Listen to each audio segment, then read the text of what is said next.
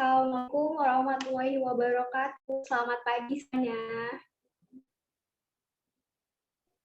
Waalaikumsalam. Ibu. Apa kabar semuanya hari ini? Baik, Bu.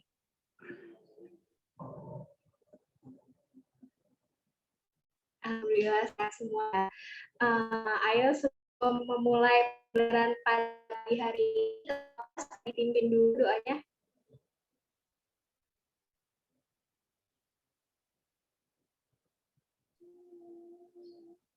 Mari kita sebelum mulai belajar kita berdoa. Berdoa mulai.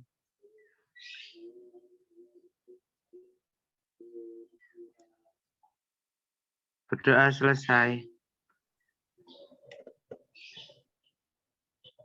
Jadi hari ini hari ini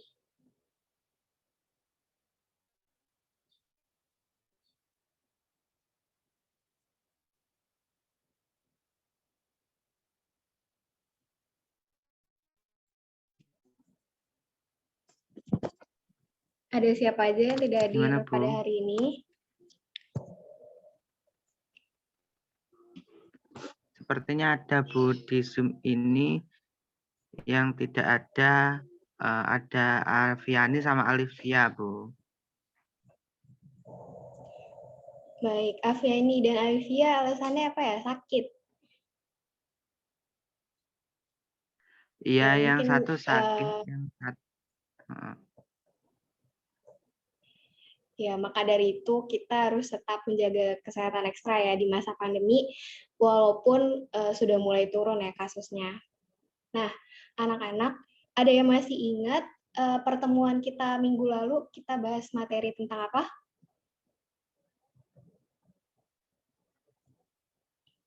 Saya, Bu, saya ingat.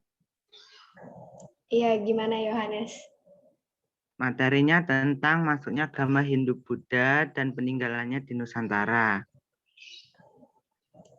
Iya, betul sekali. Pada minggu lalu, kita sudah membahas tentang masuknya ajaran Hindu-Buddha ke Nusantara serta peninggalan-peninggalannya.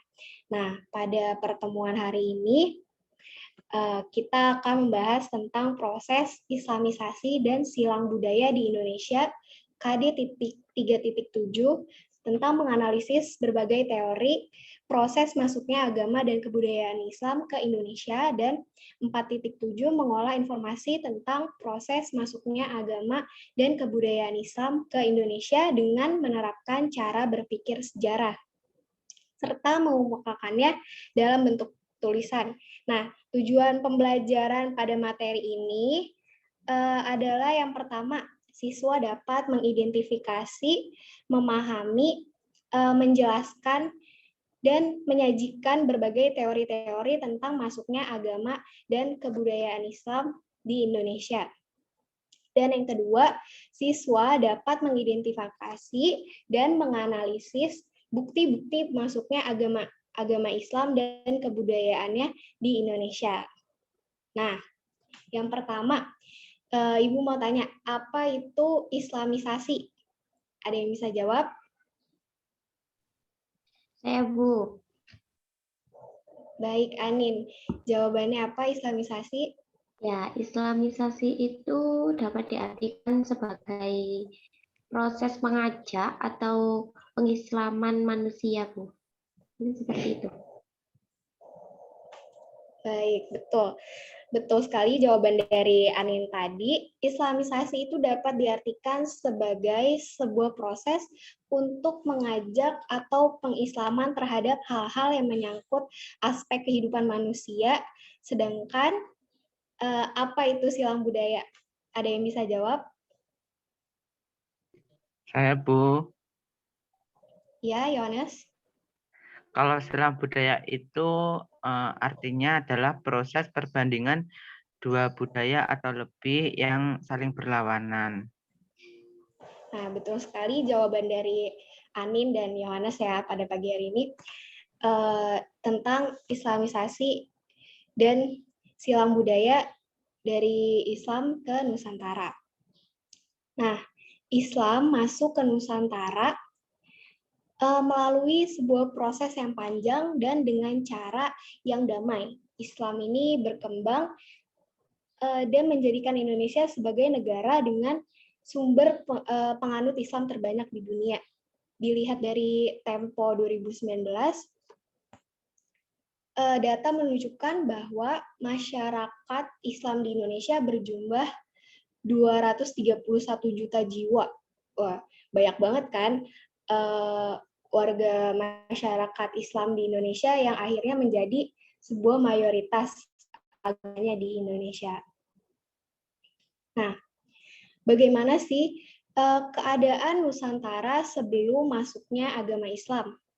Seperti yang sudah kita pelajari di materi pertemuan sebelumnya, kondisi sosial budaya di Nusantara terdiri dari berbagai suku bangsa dengan corak seni bahasa dan budaya yang sangat beragam. Jadi sebelum Islam masuk Indonesia, suku bangsa dan corak budaya itu sudah beragam. Nah, dalam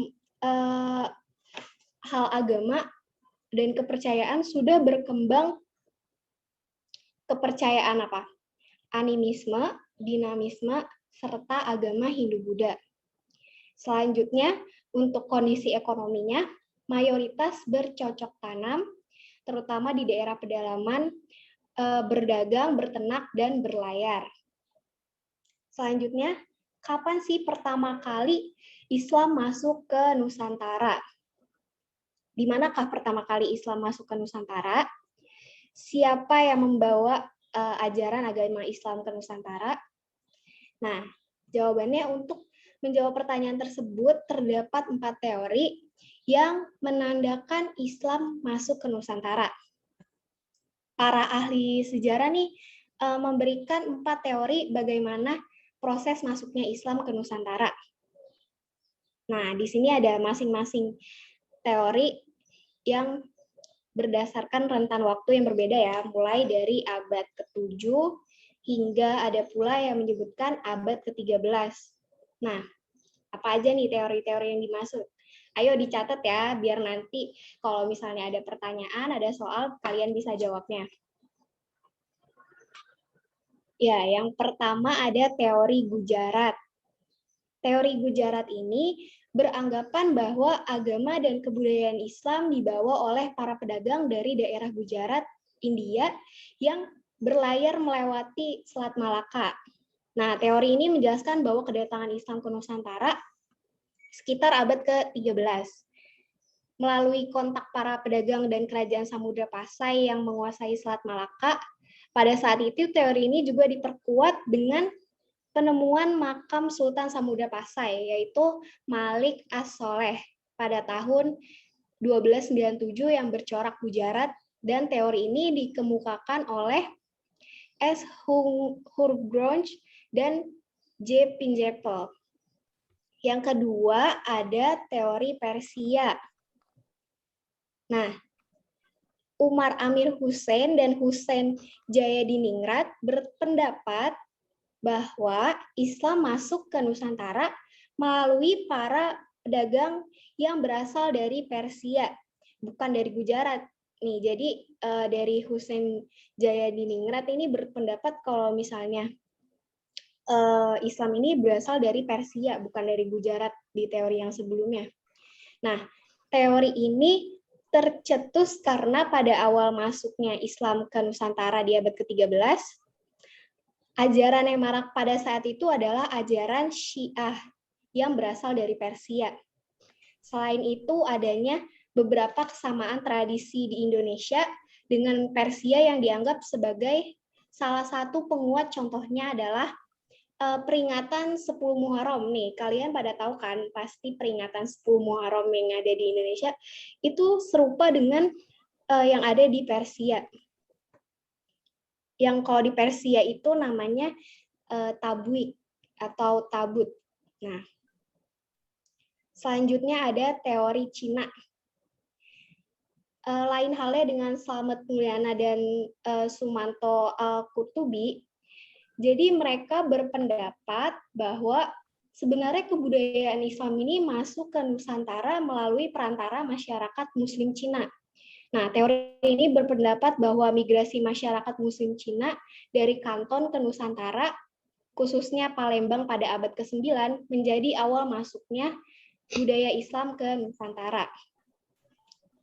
Nah, ini tidak banyak bukti yang menunjukkan bahwa Islam ini datang dari dataran Cina. Meskipun demikian, peran pedagang maupun masyarakat Muslim Cina cukup besar, misalnya di wilayah Kerajaan Demak. Selanjutnya ada teori Mekah atau teori Arab. Nah, Buya Hamka berpendapat bahwa Islam masuk ke Nusantara berasal dari Mekah atau Arab. Islam diperkirakan masuk pada abad pertama Hijriyah atau sekitar 7 Masehi nih. Dan Islam dibawa oleh para musafir atau pengembara Islam yang datang ke berbagai tempat untuk menyebarkan ajaran agama Islam ke Nusantara. Termasuk datang ke Nusantara dengan bukti teori Mekah ini sudah ada pemukiman yang bercorak Islam di wilayah pantai barat Sumatera, Samudra Pasai sebagai kerajaan pertama yang memiliki mazhab yang sama dengan mazhab besar yang berkembang di Mekah. Nah, tadi kan udah dijelasin tuh teorinya, ada 4. Boleh disebutkan kembali? Ayo yang bisa. Saya, Bu. Saya, Bu. Oke, Ani. Bisa disebutkan kembali teori-teorinya apa saja? Ya, tadi dijelaskan ada 4 teori. Yang pertama ada teori Gujarat, ada teori Persia, ada teori Cina, dan teori Mekah. Baik, betul sekali Anin. Jawabannya udah benar. Nah, kehadiran Islam ini di Nusantara relatif bisa diterima oleh masyarakat bergaya Syiar yang tetap menghargai budaya atau tradisi sebelumnya. Gaya dakwah seperti ini dirintis oleh para wali songo sejak abad ke-15 Masehi. Nah, untuk contoh-contohnya, contoh-contoh dari akulturasi budaya yang ada di Nusantara sebelumnya dengan budaya Islam, boleh didiskusikan dengan kelompok teman sebangkunya ya. Ibu kasih waktu 15 menit untuk mengidentifikasi dan nantinya akan dijelaskan secara berkelompok tentang contoh-contoh budaya yang berasal dari akulturasi Islam ke Nusantara. Silakan.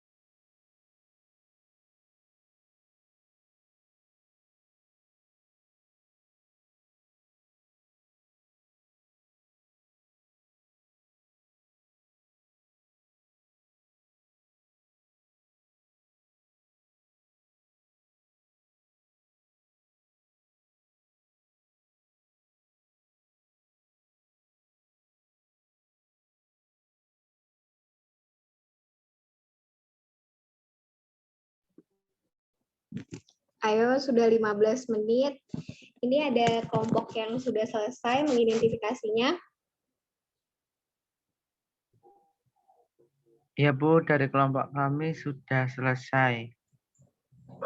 Baik, ini dari kelompok Yohanes dengan siapa? Saya kelompok 1 dengan Anin.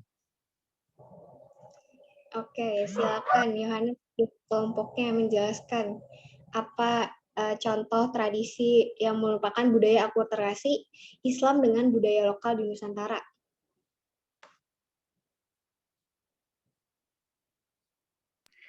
Iya Bu, saya izin menjelaskan. Nah, akulturasi kebudayaan Islam di Indonesia itu yaitu terdapat pada bentuk makam pada masa Hindu. Masyarakat tidak memiliki tradisi memakamkan mayat. Masyarakat hanya melakukan tradisi agama Hindu yaitu membakar mayat dan melarung abunya ke laut.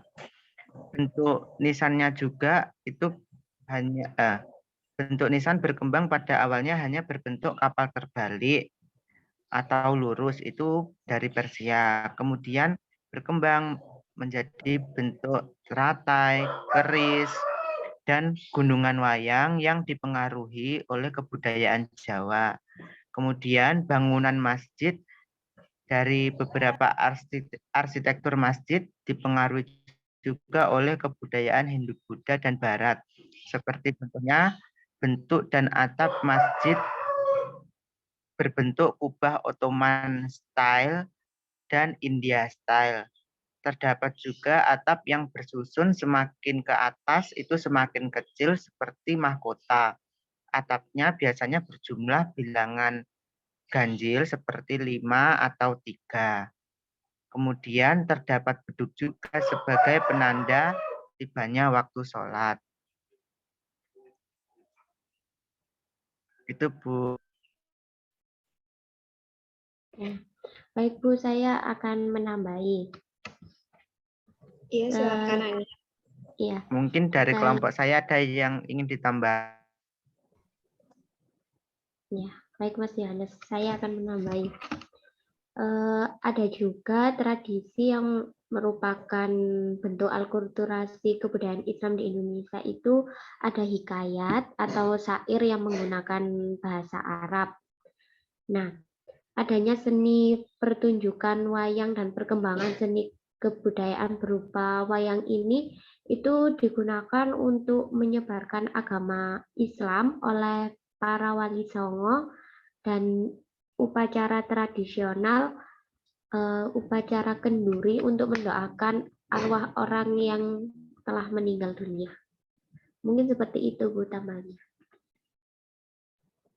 Baik, terima kasih dari kelompok 1 atas jawabannya yang sudah benar sekali dan sudah sangat bagus ya jawabannya, sudah sangat lengkap. Jadi benar banget apa yang telah disampaikan oleh kelompok 1. Tadi ada tradisi bentuk makam, bentuk nisan, arsitektur bangunan masjid, sastra, seni wayang, dan upacara kenduri. Nah, di sini Ibu mau tunjukin nih, ada contoh dari masjid yang menggunakan arsitektur yang memakai silang budaya dari kebudayaan yang ada di Nusantara sebelumnya dengan kebudayaan Islam. Sebentar Ibu, saya screen ya.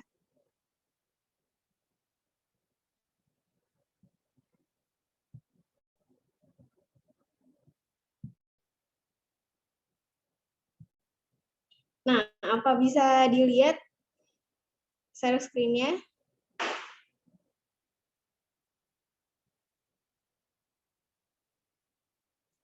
Bisa Bu.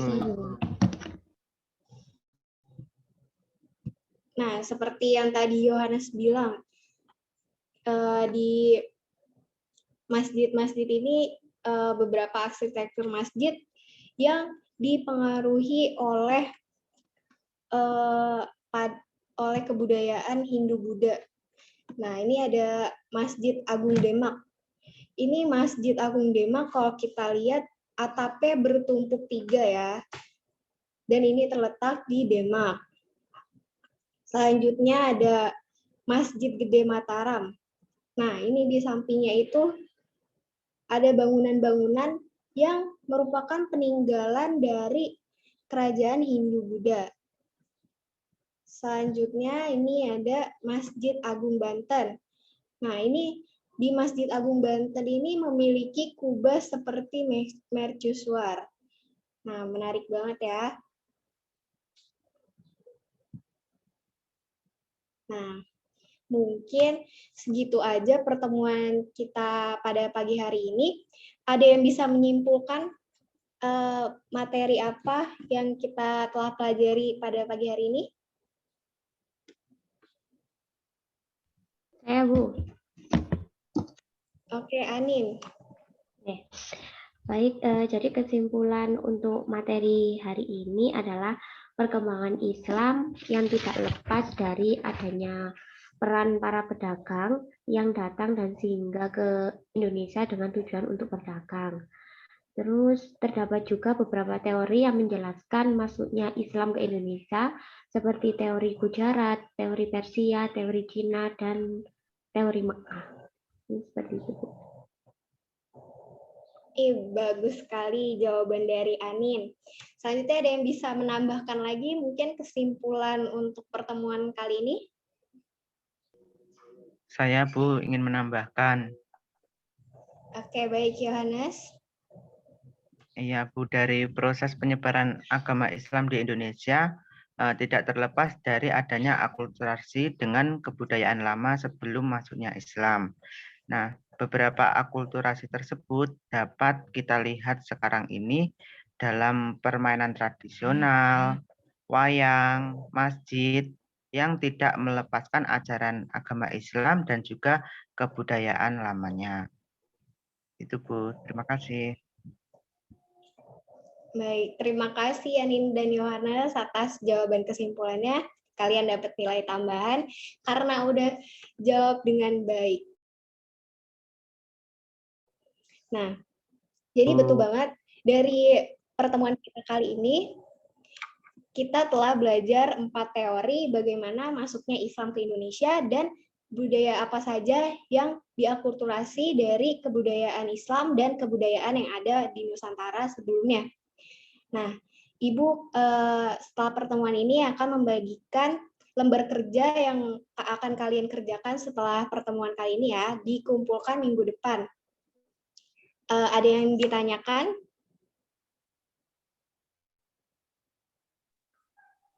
Belum ada, Bu. Cukup. Oke, sudah cukup. Sepertinya pertemuan kali ini Ibu cukupkan sampai di sini.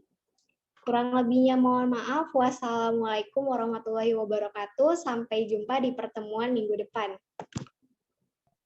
Waalaikumsalam. Waalaikumsalam warahmatullahi wabarakatuh.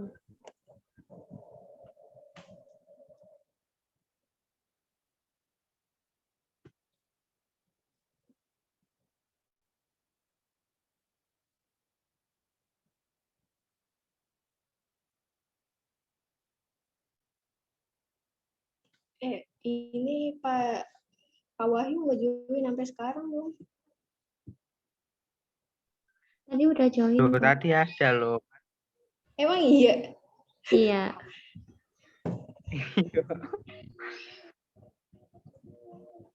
Ini langsung komentar dari di sini.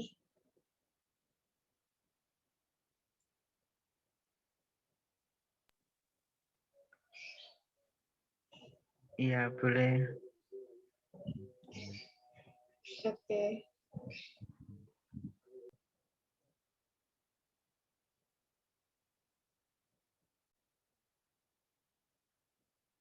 Jadi Yohanes dulu.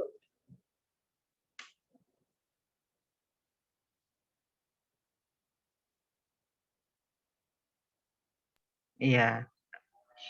Sebelumnya selamat untuk Mbak Raihanisa sudah praktek hari ini untuk UAS mikro teaching-nya. Saya di sini akan komentar dari penilaian yang akan saya berikan nanti, yaitu pada penilaian rencana pelaksanaan pembelajaran atau RPP. Nah, dari RPP Mbak Raihanisa ini saya lihat sudah cukup bagus, namun juga ada beberapa kekurangan juga yang seperti contohnya yaitu KI atau kompetensi intinya itu belum dimasukkan di RPP. Kemudian juga metode dan juga sumber pembelajarannya mungkin juga belum dimasukkan juga. Ini bisa menjadi kekurangan di RPP yang Mbak Rehan buat nanti. Bisa diperbaiki lagi kalau bisa, misalnya sudah menjadi guru di sekolah. Untuk yang lainnya menurut saya sudah cukup bagus, penyampaiannya juga sudah jelas dan sudah bisa menguasai. Terima kasih. Terima kasih Yohanes. Ya, baik. Kalau dari saya mengenai penilaian pelaksanaan pembelajarannya, tadi udah bagus. Terus ya juga udah dikaitkan dengan realitas kehidupan juga ya materinya. Terus juga ada pengetahuan lain yang relevan. Kemudian pelaksanaannya juga sudah runtut. Mungkin untuk kekurangannya apa ya?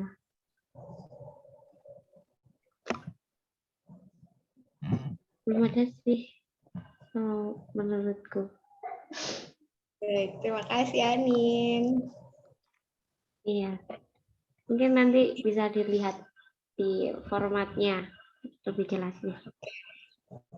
Berhubung ini juga Zoom-nya udah mau mati sebentar lagi, kita akhiri sampai di sini aja kali ya. Terima kasih buat teman-teman Ya. semuanya.